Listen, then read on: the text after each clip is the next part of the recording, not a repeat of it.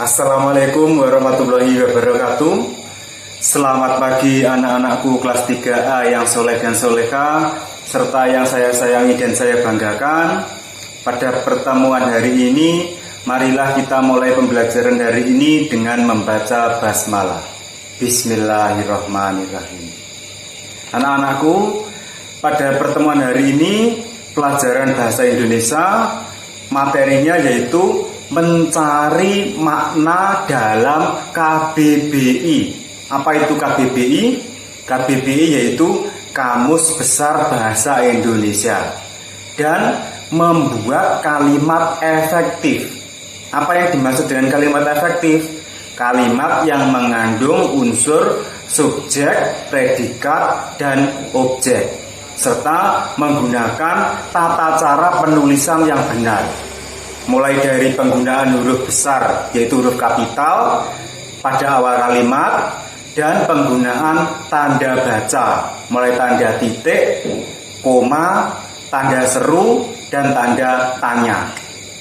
Untuk lebih jelasnya, mari perhatikan penjelasan berikut ini. Ini adalah sebuah kamus besar bahasa Indonesia. Kalian buka LKS kalian halaman 25 ya. Di situ latihan kemarin ada disuruh mencari arti dari kata alternatif, yang kedua energi, yang ketiga fosil, yang keempat listrik, dan yang kelima panas bumi. Nanti akan saya berikan contoh cara mencari makna dari kata-kata tersebut dalam Kamus Besar Bahasa Indonesia. Contoh yang pertama yaitu kata alternatif.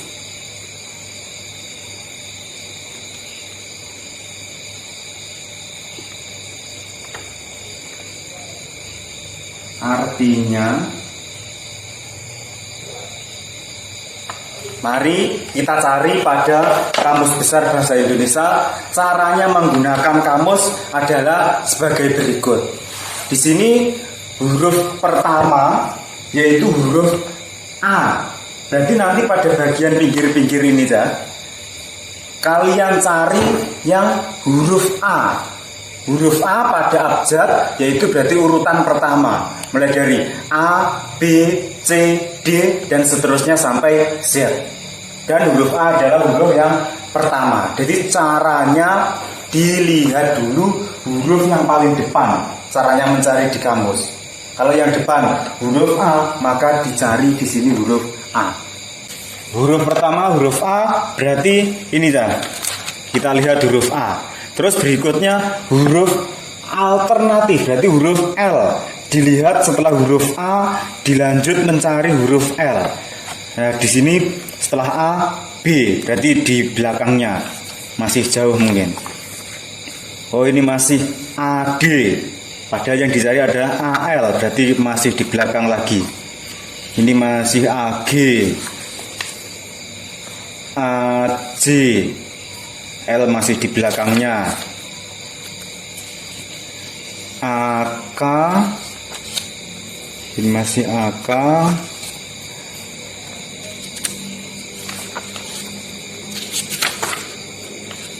ini sudah mulai AL, tapi setelah L adalah huruf T.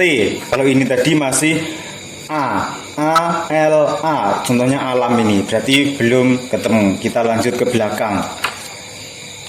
ALT, ini ALI, ALT. Nah ini ALT, alternatif, ini sudah ketemu. Alternatif artinya adalah pilihan di antara dua kemungkinan. Jadi artinya alternatif ini tadi adalah pilihan di antara dua kemungkinan. Pilihan di antara dua kemungkinan.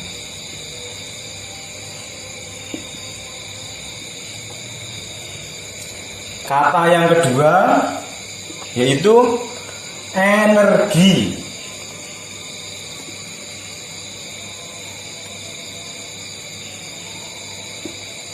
Artinya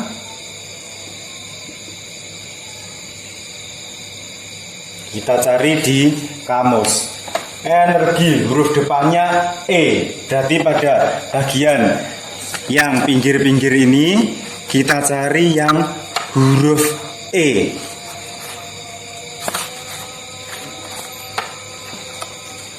Ini huruf E sudah ketemu. Setelah E yaitu N, karena energi. Yang ini masih EF, EG, EI, berarti EN mungkin di belakangnya. Ini EM berarti sudah mulai mendekati.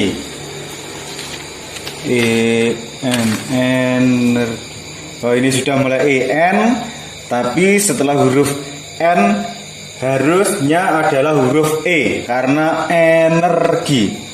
Ini masih END. END. Nah, ini energi. Artinya tenaga atau daya kekuatan yang dapat digunakan untuk melakukan berbagai proses aktivitas. Sekali lagi, artinya energi berdasarkan kamus ini adalah tenaga atau daya kekuatan yang dapat digunakan untuk melakukan berbagai proses aktivitas.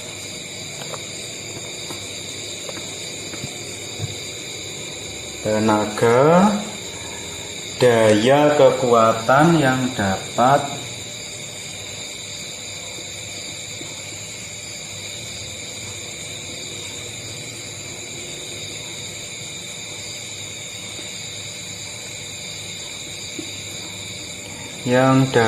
digunakan untuk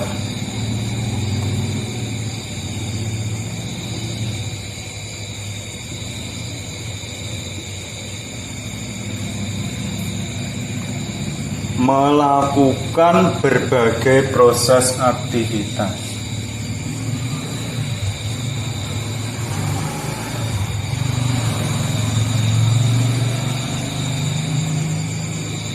Berbagai proses aktivitas. Itu tadi adalah contoh cara mencari makna kata dalam Kamus Besar Bahasa Indonesia. Jika kalian di rumah memiliki Kamus Besar Bahasa Indonesia, bisa kalian praktekkan dengan cara seperti tadi. Namun apabila tidak punya, jadi dengan sangat terpaksa kalian mencari arti dari masing-masing kata tersebut dengan cara mencari di Mbah Google. Kita lanjutkan pada materi yang berikutnya, yaitu menulis kalimat efektif. Apa tadi kalimat efektif? Kalimat efektif adalah kalimat yang mengandung unsur subjek, predikat, objek, dan mudah dipahami oleh pembacanya, serta menggunakan tanda baca yang benar. Kalian buka LKS kalian halaman 20, di situ sudah dijelaskan kalimat efektif. Kalimat yang diakhiri dengan tanda baca titik disebut dengan kalimat berita. Kalimat yang diakhiri dengan tanda baca, tanda seru atau tanda pentung dinamakan kalimat perintah. Yang ketiga, kalimat yang diakhiri dengan tanda baca, tanda tanya disebut kalimat tanya. Terus untuk penggunaan huruf kapital biasanya digunakan pada awal kalimat. Selain pada awal kalimat, digunakan untuk nama orang, nama tempat, nama bulan, nama hari. Biasanya menggunakan huruf kapital cara penulisannya. Loh Pak, ini bukan di awal kalimat, di tengah-tengah kalimat, tapi kok menggunakan huruf besar? Nah, ini tadi adalah judul. Biasanya judul setiap awal kata menggunakan huruf besar seperti ini, Cak. Terus apa yang dimaksud dengan subjek? Subjek adalah orang yang melakukan suatu kegiatan.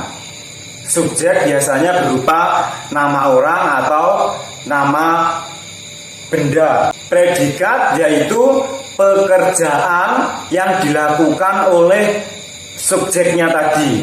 Biasanya berupa kata kerja. Terus objek adalah benda yang dikenai kata kerja tadi. Jadi berupa barang untuk objeknya. Contoh,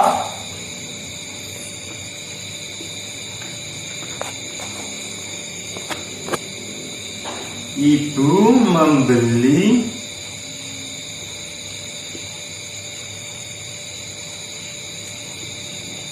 sayur di pasar. Di sini yang sebagai subjeknya yaitu ibu, S, subjek disingkat S, terus membeli kata kerja disebut predikat, sayur berupa barang disebut dengan objek, di pasar ini keterangan. Keterangan sendiri dibagi menjadi dua, yaitu keterangan tempat dan keterangan waktu. Kalau di pasar seperti ini berarti menunjukkan keterangan tempat. Jadi ke tempat. Untuk membedakan antara keterangan tempat dan keterangan waktu. Kalau misalnya ini tadi kalimatnya berbunyi seperti ini, ibu membeli sayur tadi pagi. Nah, tadi pagi itu menunjukkan keterangan waktu. Jadi nanti tugas kalian, saya berikan sebuah kalimat, kalian tentukan subjeknya yang mana, predikatnya yang mana, objeknya yang mana, dan keterangannya yang mana. Seperti contoh ini tadi. Kita lanjutkan pada contoh yang kedua. Ani menyiram bunga di pagi hari. Kita tentukan subjek, predikat, objek, dan keterangannya. Ani jadi sebagai subjek, menyiram sebagai predikat, bunga objek, di pagi hari. Nah, ini keterangan. Pagi hari berarti keterangan waktu. Kalau contoh yang pertama tadi di pasar, kalau pasangannya tempat berarti menunjukkan keterangan tempat. Kalau keterangannya waktu berarti menunjukkan keterangan waktu. Itu tadi adalah contoh cara menentukan subjek, predikat, objek, dan keterangan. Nanti kalian akan saya berikan beberapa contoh kalimat, terus kalian menentukan subjek, predikat, objek, serta keterangan. Jika nanti keterangannya ada. Kalau tidak ada, jadi minimal biasanya kalimat itu terdiri dari subjek, predikat, dan objek.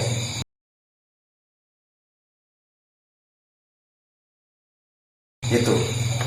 Oke. Demikian sedikit penjelasan dari saya. Semoga anak-anak bisa memahami apa yang saya sampaikan. Ada kurang lebihnya mohon maaf. Akhir kata, wassalamualaikum warahmatullahi wabarakatuh. Semangat belajar.